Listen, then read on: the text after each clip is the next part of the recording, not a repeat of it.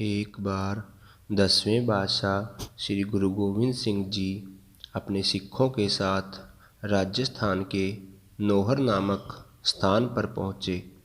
उस गांव में जैन धर्म के लोग भी रहते थे जो अहिंसा पर विश्वास रखते थे और कबूतर पालते थे।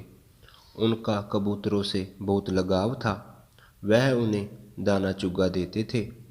हवा में कबूतरों को उड़ता देखकर बहुत आनंद लेते थे। एक बार एक घड़ी ऐसी बनी कि गुरु गोविंद सिंह जी के घोड़े के पैर के नीचे आकर एक कबूतर मर गया। मरा हुआ कबूतर देखकर वहाँ के अहिंसा प्रेमी लोग विचलित हो गए और गुरुजी से बोले कि आपने यह क्या किया? क्या आप घोड़ा देखकर नहीं चला सकते? आपकी वजह से यह बेचारा कबूतर मारा गया, घोर पाप हो गया।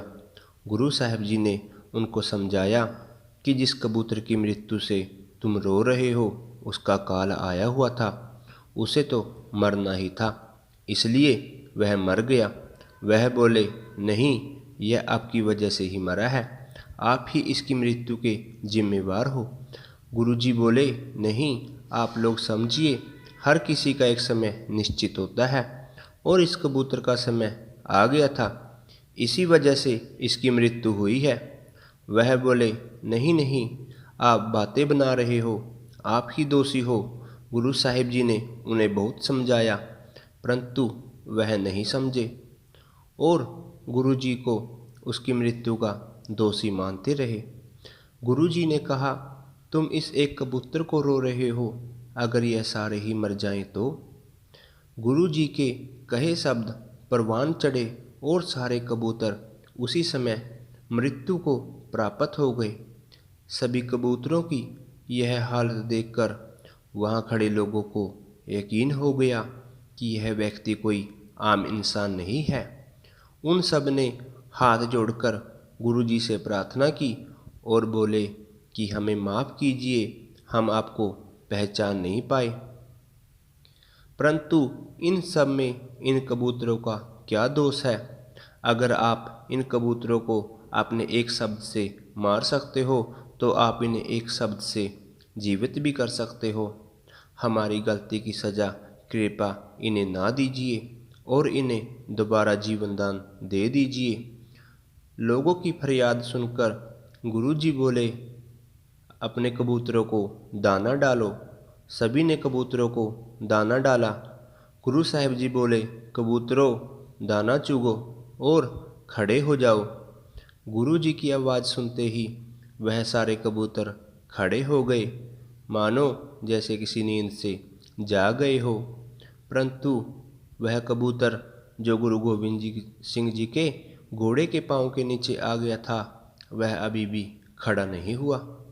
लोगों ने गुरुजी से फिर से फरियाद की, आपने सभी को जीवन दान दे दिया, परंतु वह कबूतर जो सबसे पहले मरा था वह तो अभी भी जिंदा नहीं हुआ। अब आप कृपा करके इसको भी जिंदा कर दीजिए। गुरुजी ने कहा कि यह दोबारा जिंदा नहीं हो सकता। वह बोले, क्यों गुरुजी, क्यों नहीं हो सकता? गुरुजी ने कारण बताते हुए कहा, इसी की वजह से तो हम यहाँ आए थे।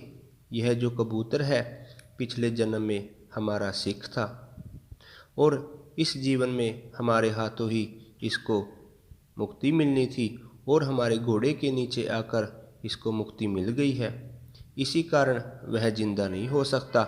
इस प्रकार कबूतर के रूप में अपने सिख को मुक्ति दिलाकर गुरुजी अपनी अगली यात्रा पर निकल गए।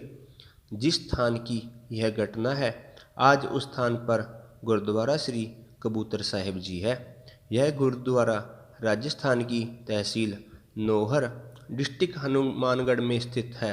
अगर आप यहाँ जाए तो इस गुरुद्वारे के दर्शन करना ना भूलें।